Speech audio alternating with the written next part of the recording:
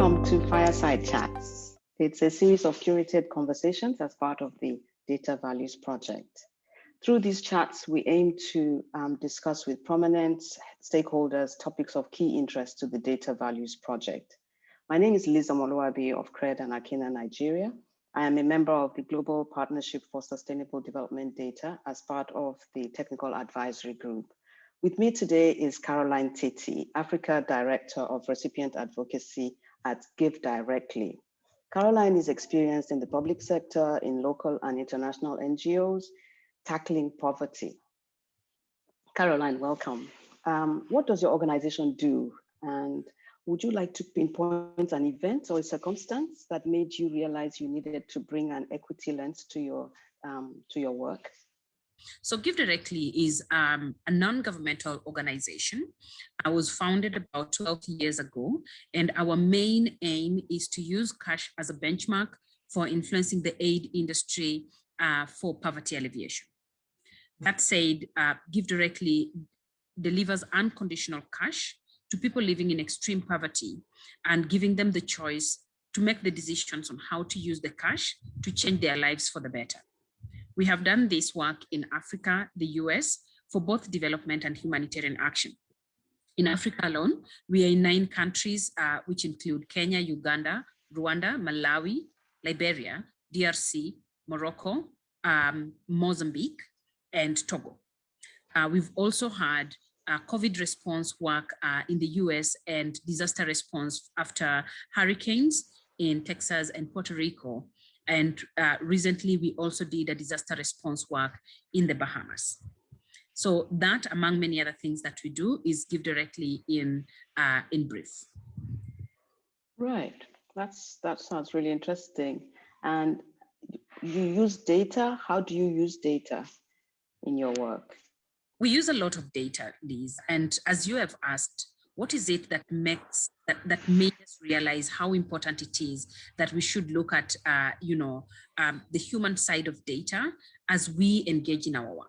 So we use data, and you can imagine that for us to be able to deliver cash, the model that we use is we take advantage of technological advancement using mobile money to deliver cash to people using mobile phones in countries where this technology has developed. So that means we have tons and tons of data of people, and some of it is personally identifying. As an organization, we have a commitment to make sure that we deal with that data professionally and respectfully, so that the people who entrust us with their information also trust us to be able to do the right thing. Why is it that it is important for us to look at how we deal with data of our beneficiaries? As an organization, one of our values is to always put our recipients first, which means it doesn't matter how much of the dollars we bring down, it doesn't matter how much of poverty it's going to reduce, but it's very important that as we do all this, the people who give us this data are at the center of everything that we are doing. And that said, it means therefore that they must understand what data we are receiving from them, why we are getting it, and what we are going to use it for. And we have to build trust to ensure that as they give us their data to deliver cash, unconditional cash to them, that they can trust that even when they are not there, they can trust us with their data and that we can use it in the right way. Right, but this, the equity aspect of it, how do you identify who needs assistance from those who don't? So that's a really big question, and we get that question quite a lot. And Liz, I'm so glad that you are a demographer and you understand sensors and the kind of data that you generate. And I can tell you that that information that you demographers and data curators take is very important for us in our decision making. So before we get people's personal data, we have to make assessments using existing data or secondary data to help us understand that they are the right people to target. So data like household poverty data, data from sensors, data that helps us to understand health demographics, give us a sense of the poverty levels of these communities. By the time we get into a community, most of the places that we work, they are within 70 to 80% poverty level, Some of them even what you would call hardcore poor.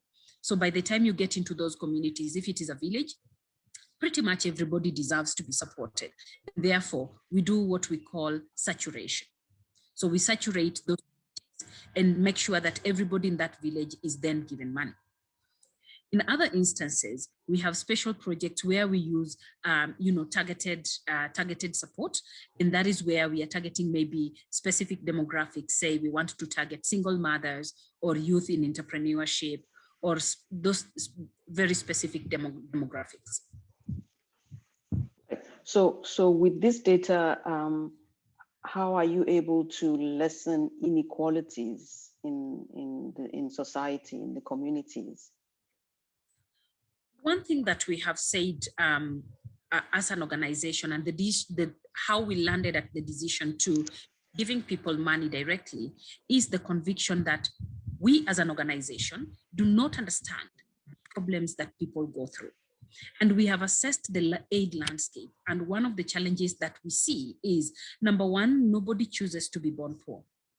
And when you're born poor, that problem hits you the same way it hits somebody in DRC, the same way it would hit somebody in Togo, in Morocco. And therefore, at the core of poverty is usually the lack of money. And the moment you find yourself living in poverty, then you find yourself disenfranchised on a lot of platforms. The challenge that we see, however, is that when people want to solve the problem of people living in poverty, we who live in spaces of decision-making, whether it is in the donor space or in the government space or wherever it is, we make assumptions that we know what people actually need. And therefore, we take money and decide what projects community need. At GiveDirectly, we have said that in addition to what other organizations are doing, we want to put power in the hands of people living in poverty. And we want to give them an opportunity to make the decisions about their lives. That is a first step towards equity. That somebody who wants to go to the hospital can use their money to go to the hospital. Another person who needs water, another one who needs education, another one who needs food, another one who needs to build a house has the opportunity to make that decision. That way, then, people take control of the solutions for their situations and can be able to lift themselves out of personal initiatives to get themselves out of poverty. So let's look at how technology or data could deepen inequality, because now we've kind of talked about how access to this information can allow you to identify people who need assistance or who need cash, and then allow them to decide for themselves what to do with that cash, how to solve their problems.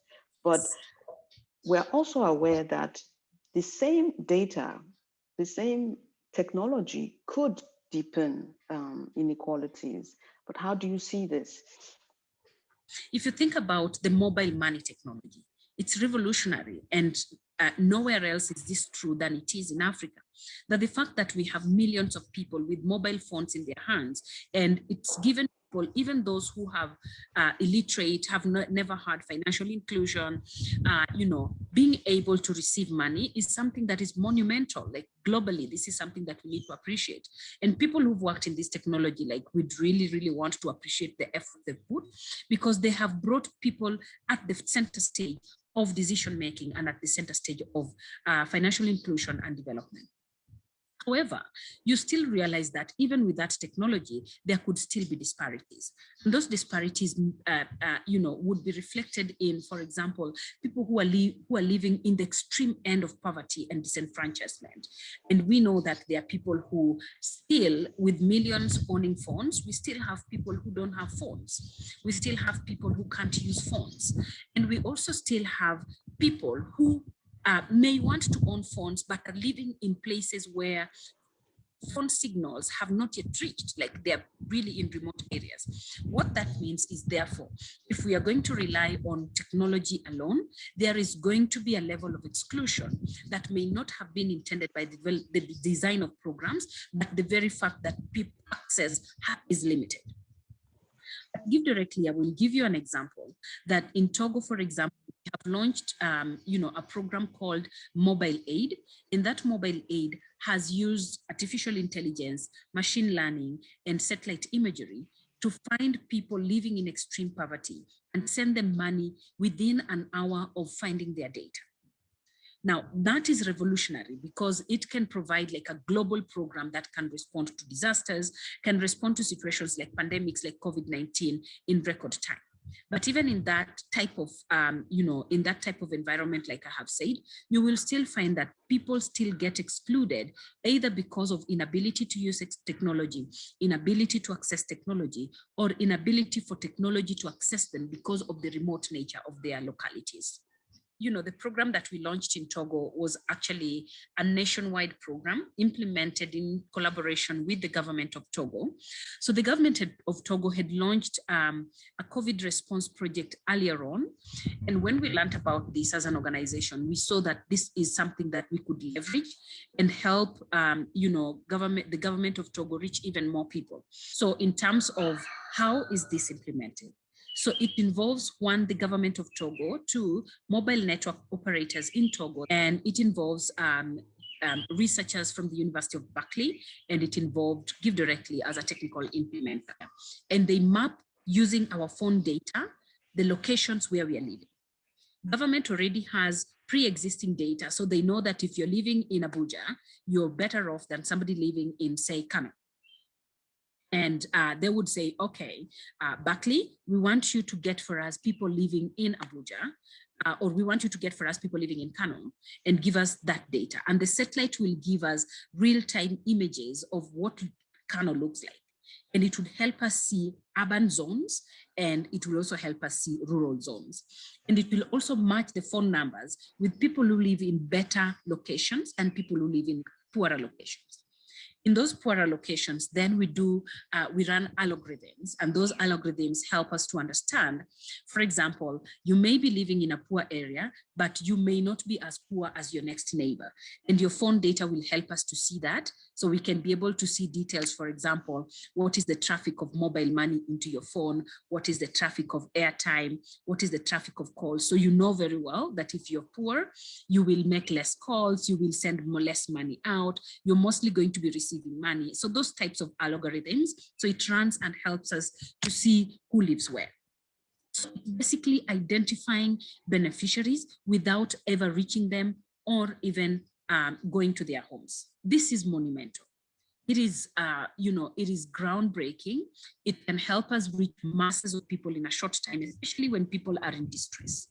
The one thing that it does is it limits the connection that we get with the people, to help them understand what it is that is happening, to help them identify with the program, and to help them be part of the decision process before they start receiving the money. Like literally, you just receive money on your phone, and you know that this is the Novice program of the government of Togo. It has sent you money, and you're like, oh, government has sent me money.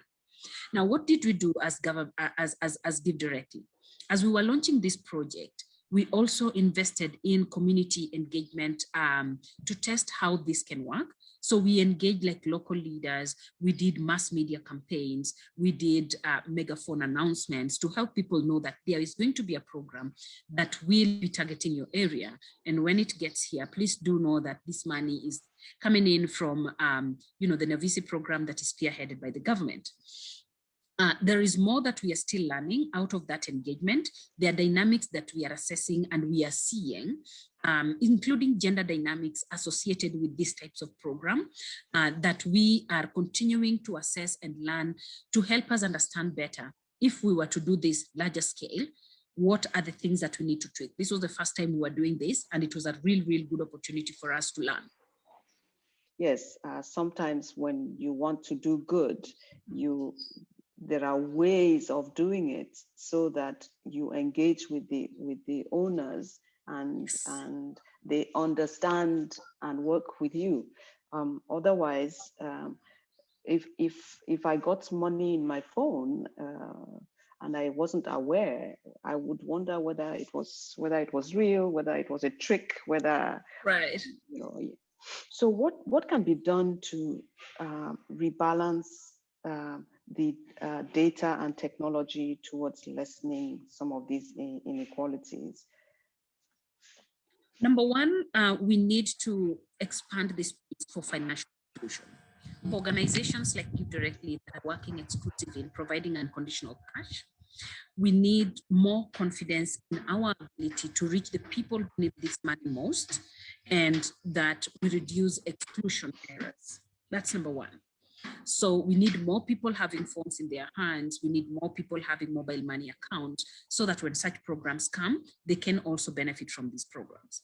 Number two, we need to expand the realm of data curation, either through building capacity within governments to harness data that can be able to capture people, as accurately as possible.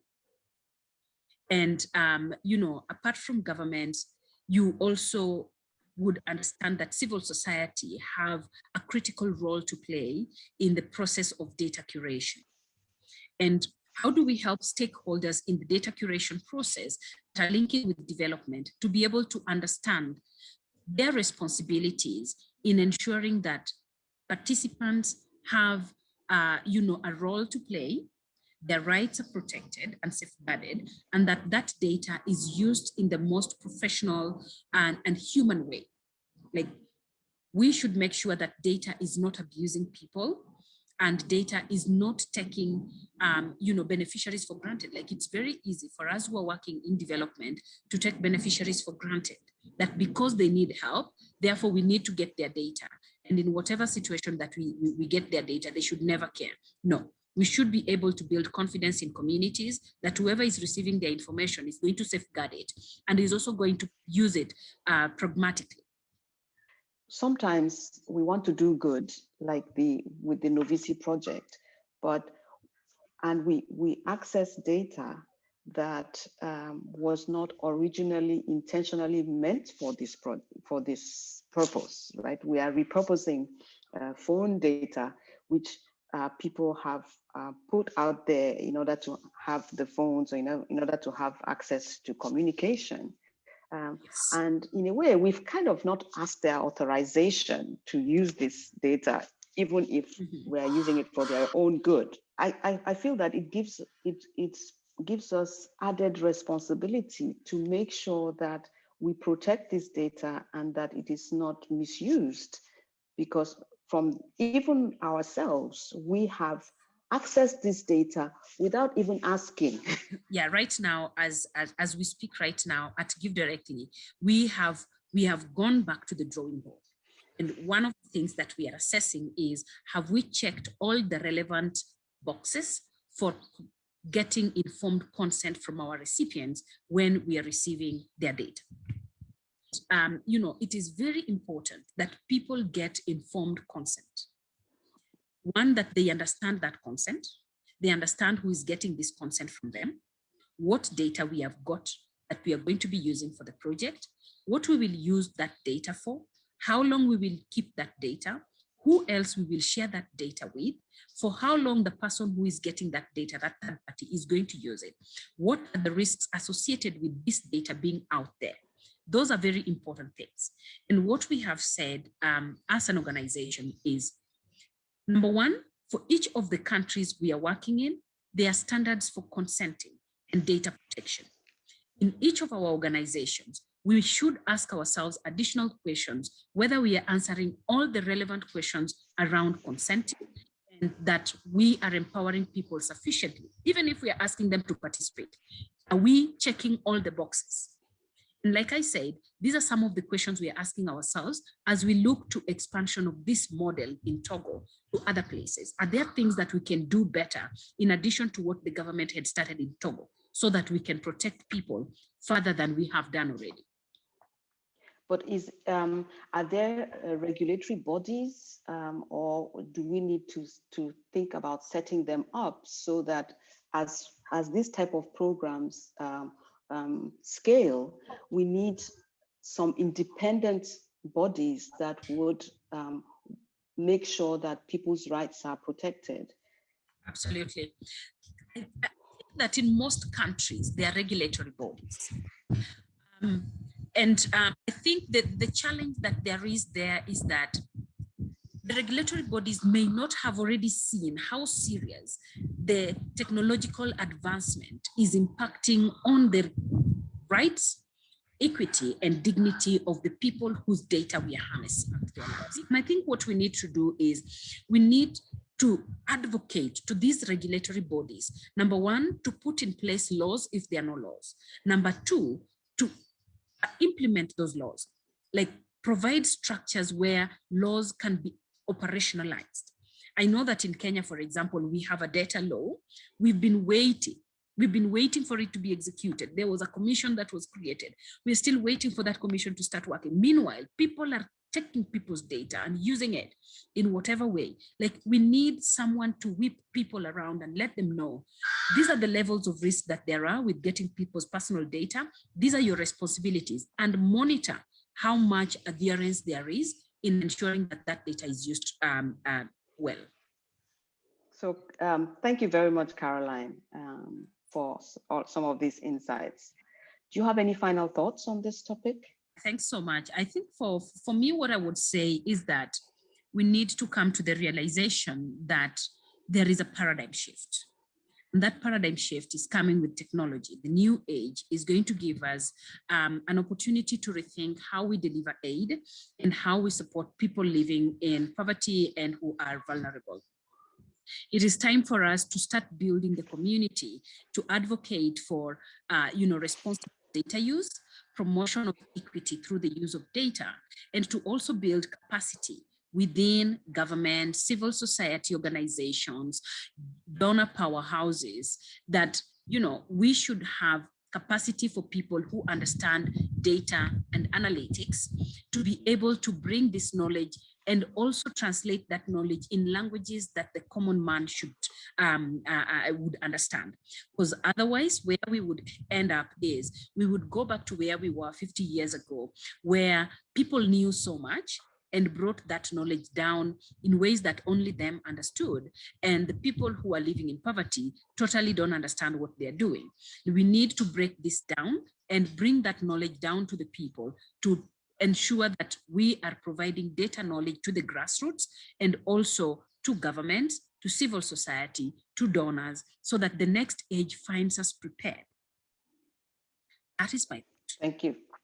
Thank you very much. That was Caroline Teti, Africa Director of Recipient Advocacy at GiveDirectly. My name is Liz Omoluabi of Akena and Cred, Nigeria, and part of the Data Values Project East. Thank you very much.